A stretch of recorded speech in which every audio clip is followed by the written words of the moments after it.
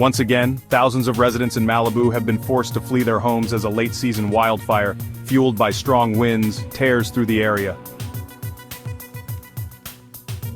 The blaze, named the Franklin Fire, exploded overnight, creating what forecasters described as a particularly dangerous situation.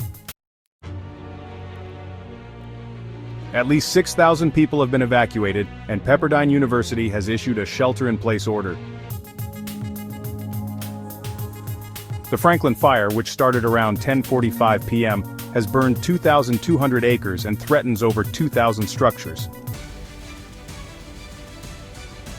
Tankers are dumping water, and all available resources have been deployed to contain the blaze.